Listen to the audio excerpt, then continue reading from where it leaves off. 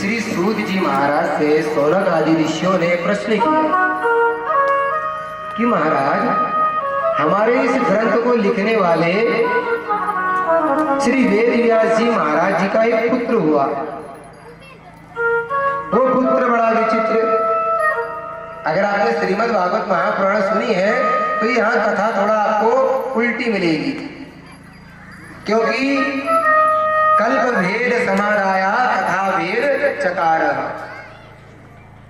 वही नाम, वही व्यक्ति और नाम वही है, चरित्र वही है, लेकिन लीलाएं सारी भिन्न देखने को मिलेंगी। इसलिए किसी पुराण में अगर सुखदेव का नाम अगर आपने सुना है, वहां आपने ब्रह्मचारी के नाम से उनको जाना होगा, लेकिन यहाँ सुखदेव जी का ब्याह होता है, उनके बच्चे भी होते हैं। तो इसलिए जो हम ये देवी भागवत सुन रहे हैं, सारस्वत कल्प की कथा है, और अन्य जो कथाएं हैं अन्य अन्य कल्पों की कथाएं हैं, इसलिए कथा में भिन्नता देखने को मिलती है। श्री सूत जी महाराज कहते हैं, मेरे पूज्य गुरुदेव वेद व्यास जी के एक पुत्र था जिनका नाम सुख पड़ा। तो सारे ऋषि कहते हैं, महाराज तोते के नाम से बेटे का नाम क्यों पड़ा, कृपया करके हमें बताइए। तो कहते हैं, एक समय की बात, मैं सुमेरु, हमारे गुरुदेव वेद व्यास जी सुमेरु पर्वत में तपस्या कर रहे थे।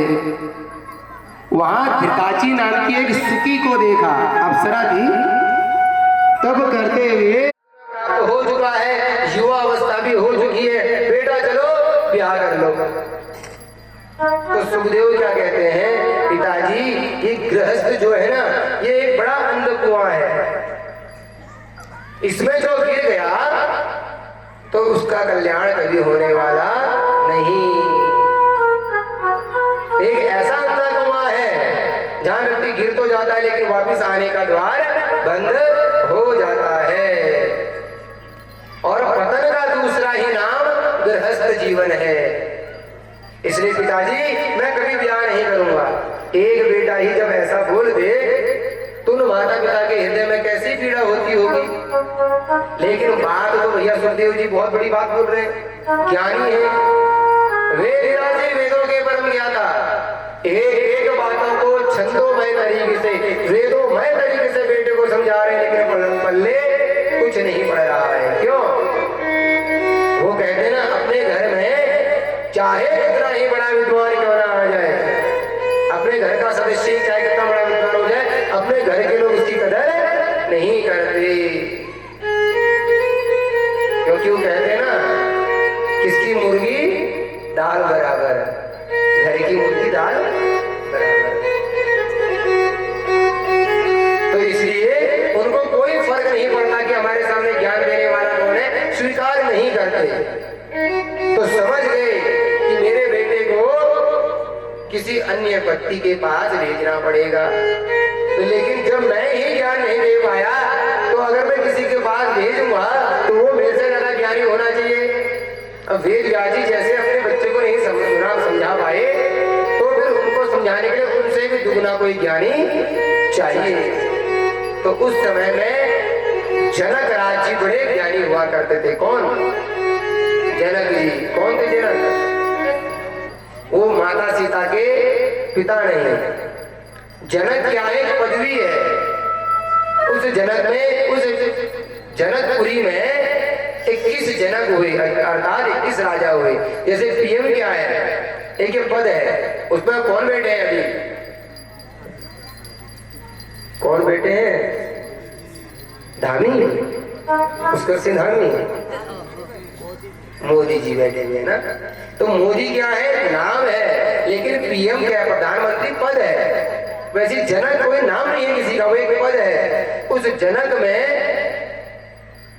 वैधर्व नाम के जनक हुआ करते थे, जिनके पास इनको भेजा गया 21 जनकों में। तो उन्होंने वो ज्ञान दिया। संवाद हो रहा है कि गृहस्थ की, क्योंकि जनक जी स्वयं गृहस्थी थे, इतने विद्वान कि एक एक छंद से, एक एक देव का सारा मान भंग कर दिया और अंत में उनके मन में जाके कि हाँ, गृहस्थ जीवन में रहकर भी भगवान की प्राप्ति हो सकती है, भजन हो सकता है। बोले क्यों? वही बात यहाँ बताते हैं, न गृहं बंधनागारम बंधने न च कारकम मनसा यो विनिर्मुक्तो गृहस्थो विमोचते। यहाँ कहा जा रहा है न गृहं बंधनागारम। वेद व्यास जी ने लिखा है कि गृहस्थ जीवन बंधन का कारण नहीं है। तो क्या है? बोले मनसा योग विनिर्मुक्तो। गृहस्थ जीवन से भी भगवत प्राप्ति हो सकती है, गृहस्थ जीवन में भी मोक्ष प्राप्त हो सकता है, लेकिन तो बीच में आड़े कौन आता है? बोले मनुष्यो या विमुक्त। जो अपने मन को एकत्रित कर ले, मन को कंट्रोल में करना सीख ले, वो व्यक्ति गृहस्थ जीवन में रहते हुए भी मुक्त है। मन के हारे हार है, मन के जीते जीत, मन ही मिलाए राम से, मन ही बनाए फकीर। समझ रहे हैं? अगर आपने मन से ठान लिया तो आप स्वयं में राजा हो, और अगर आपका मन कमजोर है तो सब कुछ आपके पास होते हुए भी आप शून्य हो। इसलिए कह रहे हैं गृहस्थ जीवन को जो फंसाता है वो केवल आपका मन है। ये मन बड़ा चंचल है, इस मन को ही जिसने कंट्रोल में रखा। हमारी कितनी इंद्रियां हैं? 5 ज्ञानेंद्रियां और 5 कर्मेंद्रियां। जिनसे ज्ञान होए उसे ज्ञानेंद्री, और जिनसे कर्म किया जाए उसे कर्मेंद्री। और इन 10 को चलाने वाला होता है एक मन। और मन में इसी मन को अकेले, इस मन को कंट्रोल करना बड़ा मुश्किल होता है। और जिसने अपने मन को बांध लिया और मन से निश्चय कर लिया कि भैया संसार में बेटा बेटी कोई नहीं होते, सब मोह के बंधन के कारण है, तो उसी दिन उसको मुक्ति प्राप्त हो जाती है गृहस्थ जीवन में भी। हमारे बनारस में हमारे बीएचयू के एक प्रोफेसर थे वेदांताचार्य जी, इतने विद्वान कि वेदों का, सांख्य शास्त्र का निचोड़ पूरा पी गए महाराज। और बीएचयू के प्रोफेसर बोले तो आप समझ रहे हैं ना, यूनिवर्सिटियों में सबसे टॉप इंस्टीट्यूट में आता है बीएचयू, बनारस यूनिवर्सिटी। वहां का प्रोफेसर होना एक अपने में बहुत बड़ी बात होती है। तो वो ऐसे थे, तो बताया जाता है जब उनकी पत्नी और बेटा एक एक्सीडेंट में मारे गए, एक ही बेटा था और पत्नी, तो जैसी लाश के पास पहुंचे तो क्या कहते हैं, भैया ले जाओ इनको, मिट्टी को कब तक घर में ढेर करके रखोगे? क्या कह रहे हैं, ये मिट्टी को कब तक इकट्ठा करके रखोगे, फटाफट ले जाओ। अब बताओ, या तो व्यक्ति प्रेम ही नहीं करता होगा, या फिर उसको वास्तविक मोह माया से मुक्ति मिल गई हो, जिसने अपने मन को कंट्रोल में कर लिया हो। ऐसे लोग विद्वान होते हैं, लोग हम कहते हैं देखो कितना निर्दयी है, इसको एक क्षण के लिए भी अपनी पत्नी और बच्चों का कोई मोह नहीं है। लोगों को लगने में वो लगा, लेकिन ठीक उसके दिन 4 दिन बाद कहते हैं, 4 दिन ही मुझे 1 हफ्ते बाद स्वयं भी उनके प्राण में खेल उड़ गए, अचानक अकस्मात। ऐसी भी घटनाएं होती हैं। तो वही बात यहाँ आती है कि जिसने अपने मन को कंट्रोल कर लिया ना महाराज, उनके पुत्र पुत्री होने का भी उनको है तो सही, चले गए तो भी कोई गम नहीं। रामचंद्र जी थे ना हमारे, उनका मन उनके बस में था, यानी कि एक दिन पहले राजा घोषित किया तो खुशी नहीं, और अगले दिन वनवास मिल गया, गम भी नहीं। भगवान के भक्तों की यही विशेषता होती है कि वो शरीर से जुड़े हुए नातों से लिपटते नहीं है, साथ में जरूर रहते हैं लेकिन लिपटते हैं। वो कहते हैं गले तो लगाओ लेकिन गले की हड्डी मत बनाओ, वो कहावत है ना। तो उसी प्रकार यहाँ भी यही बात पुष्ट होती है, जिसके मन से, जिसने अपने मन को कंट्रोल में कर लिया, उसको किसी के आने या जाने का कोई गम नहीं होता। या आए तो वेलकम, नहीं तो भीड़ कम। तो इसलिए अपनी इंद्रियों को निग्रह जिसने कर दिया बेटा, वही गृहस्थ जीवन में रहते हुए भी वैरागी हो जाता है। तब जाके सुखदेव जी ने शादी करी। इनकी पितरों की कन्या पीरवी से इनका ब्याह हुआ और 4 इनके पुत्र हुए और एक पुत्री हुई। और जब उत्तरदायित्व पूरा हुआ, बच्चे बड़े हुए, बीवी बच्चों अपनी पत्नी को, पुत्रों को सौंपते वन में चले गए और तपस्या करते हुए मां के परम पद को प्राप्त कर गए। और भक्तवत्सल भगवान की।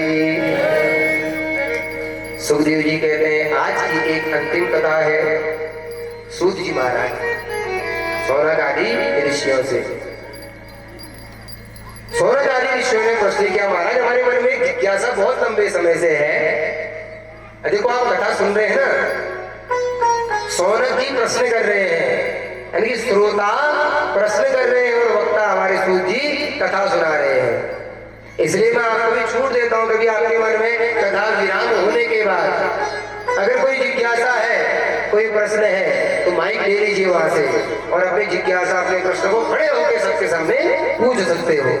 कई बार कथा सुनते सुनते मन में कौतूहल जाता है, प्रश्नों के ढेर लग जाते कि ऐसा क्यों हुआ, इसके पीछे क्या कारण है, पर बेचारे पूछ नहीं पाते।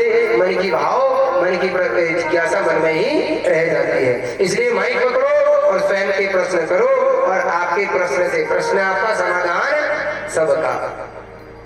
तो यहाँ सूत जी महाराज से सौनक आदि ऋषियों ने पूछा कि महाराज हमने ये भी सुना है कि चंद्र, ये जो बुद्ध था ये बृहस्पति का भी पुत्र है और चंद्रमा का भी। अब माने इसका, जरा कृपया करके इस बात पे विचार प्रकाश डालिए। तब यहाँ पर सूत जी महाराज बोल पड़े, सुनद्वं मुनयः सर्वे कथा दिव्यां मनोरमां वक्षाम्यं यथा बुद्ध्या श्रुतं व्यासारोत्तमम्।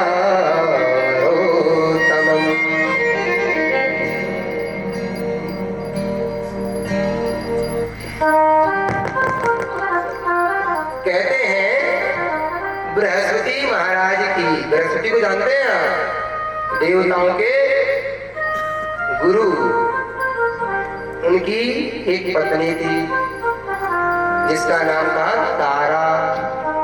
तारा की तरह चमकती रहती थी, इतनी सुंदर।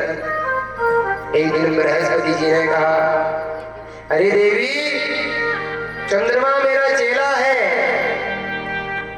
और मैं यज्ञ करने जा रहा हूं।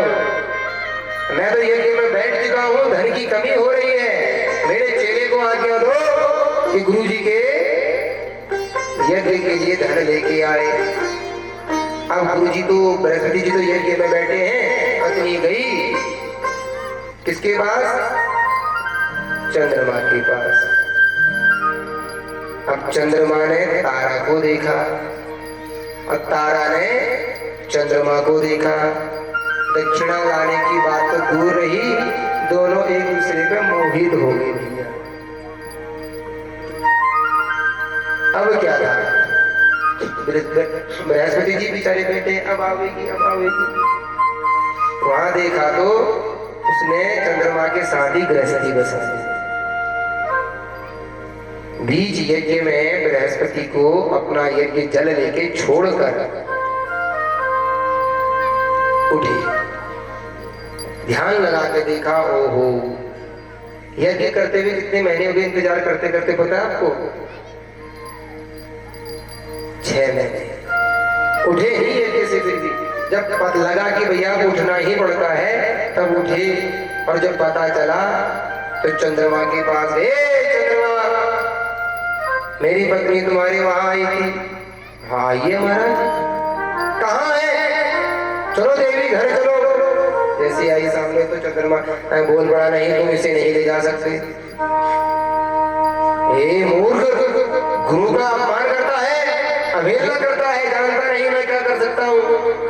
आप जो कुछ भी कर लो महाराज, पर अब मैं इन्हें छोड़ने वाला नहीं। पत्नी मोह था ना, तो सीधे इंद्र के पास चले गई ब्रह्मा जी। हे इंद्र, तेरे रहते हुए मेरे गुरु के पास इतना बड़ा संकट आया और तू यहाँ सभा में आराम से बैठा है। अरे महाराज, गुरु जी बताइए क्या हुआ। सारी घटना बताई तो इंद्र ने उठा लिया अपना वज्र। चंद्र हमारी गुरु माता की ओर को दृष्टि से देखता है, आज तेरा वध कर दूंगा। वज्र उठा के चले तो ब्रह्मा जी प्रकट हो गए। इंद्र, क्रोध में थोड़ा शांति रख। अगर चंद्रमा मर गया तो ध्यान रखना, सृष्टि में सूर्य ही सूर्य रहेगा, सब जागते रह जाएंगे, नींद किसी को आएगी नहीं, तो हाहाकार मच जाएगा। गीता में भगवान कहते हैं, या निशा सर्वभूतानां तस्यां जागृति संयमे यस्यां जागृति भूतानि सा निशा पश्यतो मुने। जहाँ रात्रि में लोग गृहस्थी लोग भोग भोगते हैं, वहीं योगी लोग योग करते हैं, साधना करते हैं। तो जितनी दिन जरूरी है उतनी रात्रि भी जरूरी है। तो क्या किया जाए? तो ब्रह्मा जी बोले, चलो मैं समाधान करता हूँ। पंचायत बैठ गई महाराज। हे चंद्रमा, तूने ऐसा क्यों किया? तो चंद्रमा कहता है, महाराज मेरी अच्छी गलती नहीं, ये देवी खुद आई और हमने एक दूसरे की सम्मति से एक दूसरे को स्वीकार किया है। क्यों तारा, ये सच से कहता है? वो कहती है हाँ। बताओ ब्रह्मा जी क्या करना चाहिए, बृहस्पति जी क्या करना चाहिए? महाराज मुझे तो मेरी पत्नी चाहिए। देखो यहाँ पर मोह, उसके बदले में दूसरा कोई और होता। जमदग्नि ऋषि को जानते हैं आप, जिनकी पत्नी का नाम था रेणुका है, और उनके 4 पुत्र थे, वसुमान आदि, और एक पुत्र का नाम था परशुराम। सुना है आपने नाम ये सब कहानी? चलो ये भी सुना देंगे। बृहस्पति क्या कह रहे हैं, मुझे अपनी पत्नी चाहिए। तो ब्रह्मा जी ने चंद्रमा को आदेश दिया, हे चंद्रमा चलो पीछे हटो, जाओ बृहस्पति जी आप ले जाओ इनको। कालांतर में 3 महीने बाद बच्चा भी पैदा हो गया, 6 महीने का गर्भ। अब चंद्रमा फिर दौड़ चला, ये तो मेरा बच्चा है। ब्रह्मा जी बृहस्पति कहने के ना, ये तो मेरा बच्चा है। तो फिर से ब्रह्मा जी को बुलाया गया, सभा बैठाई। सभा बैठाने में युक्ति ये निकली, हाँ ये चंद्रमा का ही बेटा है, और चंद्रमा को दे दिया। लेकिन चंद्रमा के बेटे का नाम पड़ा बुध। तब से बुद्ध जब बड़ा हुआ ना, अपने पिता से बड़ा बैर करने लगा। छी छी छी, ऐसे नीच कुलंकी बाप से मेरा जन्म हुआ, जिसने ऐसे कुकर्मों को किया, अपनी माँ का भी त्याग कर दिया, पिता का भी त्याग कर दिया। इसलिए बुद्ध की गति हमेशा हरी होती है, हरा छाया रहता है हमेशा। यहाँ बृहस्पति जी पत्नी के लिए जिसने कुकर्म किया फिर भी इसको स्वीकार कर रहे हैं। वहीं जमदग्नि की पत्नी रेणुका, जमदग्नि ऋषि जल में वो ये घर में यज्ञ कर रहे हैं, और पत्नी से कहा जाओ गंगा से जल भर ले आओ, फिर यज्ञ शुरू करते हैं। वहां गंधर्वराज अपनी पत्नियों के साथ जल क्रीड़ा कर रहे थे, तो रेणुका के मन में खाली 1% मतलब कुछ पल के लिए ख्याल आया, काश मेरे पति भी इतने सुंदर होते तो मैं भी उनके साथ जल विहार करती। केवल मन में ख्याल आया और ख्याल में खो गई, और उतने देखते देखते सायब हो गई। और वहां जमदग्नि ऋषि ने आंख लगा के देख लिया, ओहो मेरी पत्नी तो दूसरे पल में उसके चिंतन करते हुए उसके ख्यालों में खोई हुई है। घर में आती आग बुलाओ लेनी स्वामी में कहीं नहीं, केवल मन से सोचा हुआ था। तो इतने में जमदग्नि ऋषि कहते देवी तुम्हारी व्यभिचार को मैं समझ गया हूँ, पति परमेश्वरा परायणा होते हुए पर पुरुष का चिंतन तुम्हारे भीतर में है, तुम्हारी बुद्धि मलिन हो गई है, तुम मेरी पत्नी कहलाने योग्य नहीं हो। तो अपने चारों बेटे वसुमान आदि को बुलाए, वसुमानो आओ, और इस देवी का अपनी मां का सर धड़ से अलग कर दो। सब बेटे कहेंगे ना ना पिताश्री हमसे ये पाप नहीं हो पाएगा। पिताजी क्रोध में लाल पीले, मूर्ख बालको अपने पिता की आज्ञा का अवहेलना करते हो, जाओ मैं तुम्हें श्राप देता हूँ, तुम श्रीहीन बुद्धिहीन यशहीन हो जाओ। बेचारे मुंह लटकाए रह गए। इतने में परशुराम जी आ गए। हे मेरे परशुराम इधर आ। जी पिताश्री मुझसे कितना प्रेम है तुझे? बेटा पिताजी आपके लिए तो मैं सर्वस्व त्याग दूं, अपना शरीर त्याग दूं, ये और दुनिया की तो बात अलग रही, जो मैं कार्य पूरा करेगा। बिल्कुल पिताश्री जाओ अपनी माँ का सर धड़ से अलग कर दो। क्यों तक नहीं पूछा उठाया फरसा, एक झटके में माँ का सर अलग कर दिया। हमारे परशुराम जी भगवान नारायण के अवतारी, भगवान शंकर के परम प्रिय शिष्य गदगद हो गए जमदग्नि ऋषि कि इसने एक बार भी नहीं पूछा क्यों काटना है, माँ की गलती क्या है, बेटा मैं तुझसे प्रसन्न हूँ, वर माँ क्या चाहता है, जो मांगेगा सो मिलेगा। तो बोले पिताश्री आपकी आज्ञा का पालन मैंने किया, अब मेरी माँ की जो बुद्धि मलिन हुई उसको निर्मल करके मेरे माँ के सर को फिर से वैसे जोड़ के जीवित कर दो। जमदग्नि को द्वितीय ब्रह्मा कहा जाता था, यानी कि अगर ब्रह्मा जी रिटायर हो जाए किसी कारणवश तो जमदग्नि जी के पास वो सब चीजें सृष्टि द्वारा कर सकते हैं। गदगद हो गए। देखो पिताजी को भी प्रसन्न कर लिया और माँ की भक्ति भी पूरी कर ली। हाथ में जल लिया, सर जोड़ दिया, माँ को जीवित कर दिया और माँ को क्षण भर के लिए आभास तक नहीं हुआ कि मेरा सर भी कटा हुआ था। बोलो भक्तवत्सल भगवान की। एक तरफ बृहस्पति, दूसरी तरफ जमदग्नि। तो ये बात कटु सत्य है महाराज। पर पुरुष के पास में रहकर आई भी स्त्री को कोई भी पुरुष और समाज स्वीकार नहीं करता। ये राम चरित्र से भी चला आया है। लेकिन द्वापर में हमारे कृष्ण कन्हैया ने असुरों की कैद में 16,100 कन्या थी, जो बलि देने जा रहा था, उनकी कई वर्षों से उसकी कैद में थी।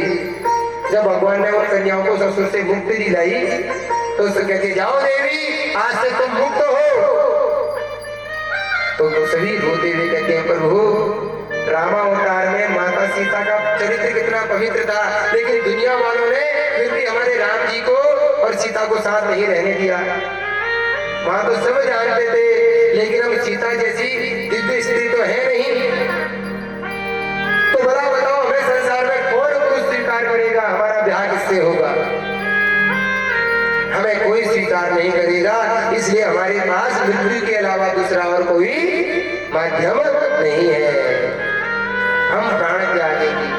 तो भगवान कृष्ण कहने लगे देवी हो, जिसके लिए संसार के द्वार बंद हो जाते हैं उनके लिए मेरे घर के द्वार सदैव खुले रहते हैं। मैं अपने भक्तों को कभी नहीं त्यागता, आओ चलो मेरे घर। तो सभी स्त्रियां एक स्वर में बोल पड़ी महाराज ऑलरेडी आपकी हमने सुना है घर में 8 पत्नियां हैं, तो कोई भी स्त्री पर स्त्री को तब तक स्वीकार नहीं कर सकती जब तक रजिस्ट्रेशन नाम मिल जाए। वो रजिस्ट्रेशन घर में आने का क्या है, पत्नी बनाकर ले जाओ, घर में स्वतः राज हो जाएगा। भगवान ने कहा तुम्हारी इच्छा यही है, तो विश्वकर्मा को बुलाया और कहा 16,100 कुंड बनाओ और पंडित जी को बुला के यही मंगल करके सभी को मेरी पत्नियां बनाकर घर ले जाओ। अब बताओ अपनी पत्नियों का भी द्रोह जिसने ले लिया वही तो है हमारे बाकी बिहारी। घर में लाए और उनको पत्नी व दर्जा देकर घर में सम्मान से बैठाया। इस इसलिए कहते हैं यत्र नार्यस्तु पूज्यन्ते रमन्ते तत्र देवता। जहां नारियों का सम्मान होता है वहां भगवान स्वयं अपनी कलाओं से अवतरित होते हैं। रमो राम शब्द है ना, जो रमो क्रीड़ायाम धातु से राम शब्द बनता है, यानी कि भगवान उसके घर में आके खेलते हैं। तो इसलिए जहां नारियों का सम्मान, अभी आगे आएगा कि लास्ट दिन जब भोजन कराएंगे ना तो कम से कम 9 सुहागिन स्त्रियों को और 9 कन्याओं को और ब्राह्मणों को बिठाकर एक साथ भोजन कराएंगे। पहले नियम में आता है, जहाँ सुहागिन स्त्रियों का देवी भागवत में कहते हैं ना पूजन होता है, सम्मान होता है, वो देवी भागवत स्वतः समझ जाती है। इसलिए कम से कम अंतिम दिन औरों को भोजन कराने से पूर्व सबसे पहले ब्राह्मण, उनके साथ कन्या, साथ में 9 सुहागिन स्त्रियां, इनको बैठा के भोजन कराना चाहिए। ये पहले तो कहते हैं प्रतिदिन पहले उन सुहागिन स्त्रियों को खिलाओ, अन्यथा अंतिम दिन तो जरूर इस प्रक्रिया को दोहराना चाहिए। इसलिए यहाँ ही शब्द आता है यत्र नार्यस्तु पूज्यन्ते रमन्ते तत्र देवता। जहाँ नारियों का सम्मान होता है वहाँ देवता स्वयं अपनी कलाओं से, अंशों से अवतरित होकर क्रीड़ा करते हैं। और जहाँ नारियों का अपमान हो गया तो वो घर कभी ज्यादा लंबे समय तक खुशहाली के साथ नहीं रहता। लेकिन नारी भी तो नारी होनी चाहिए ना महाराज। अब नारी भी सूप न खा जैसी हो जाए तो फिर तो भैया उसके लिए लक्ष्मण बनना ही पड़ता है। और पुरुष भी फिर राम जैसा ही हो, रावण जैसा हो तो उसके लिए फिर राम भी बनना ही पड़ता है? इसलिए नारियों का सम्मान सदैव होना चाहिए। सूप नखा जैसे आपको नहीं बनना है।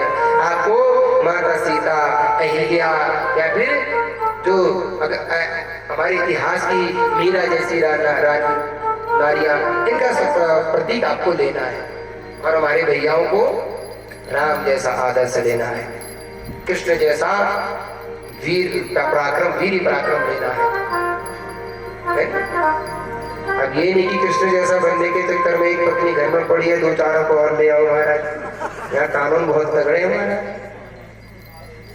हम ये नहीं कह रहे कृष्ण भगवान की तरफ 4-5, 8, 10 ब्याह कर लो। वो तो भैया भगवान थे, वो तो कुछ भी कर सकते। कर तुम अन्यथा कर तुम समर्था, उनके लिए कुछ भी असंभव नहीं है।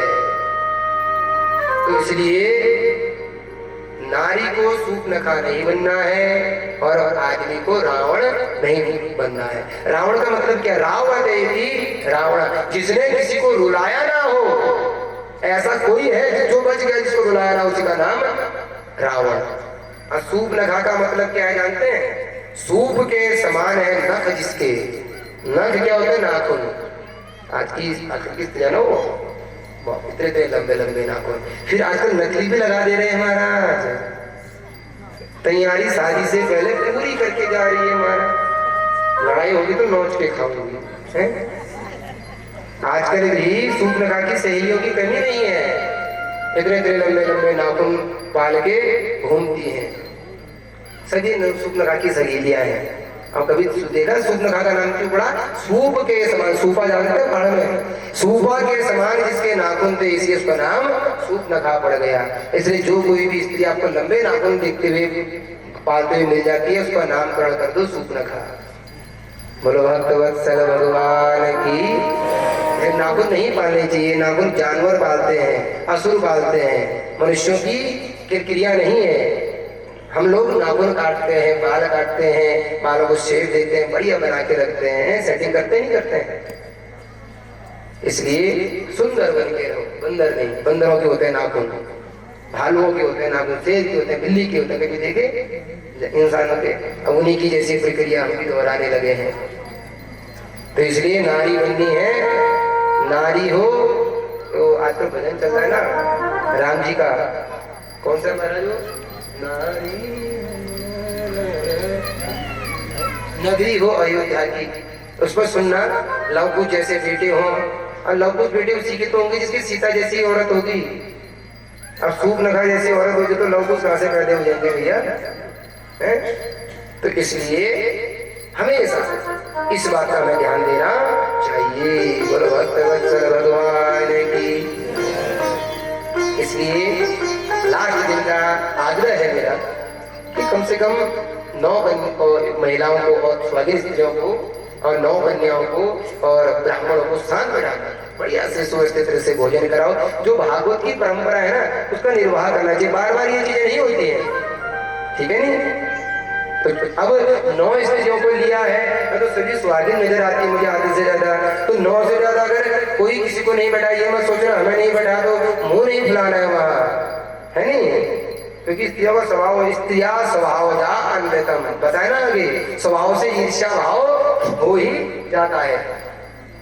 कोई भी 9 स्त्रियां जिनका नाम बना ले लिया जाएगा उनको बैठा दिया जाएगा, है नहीं।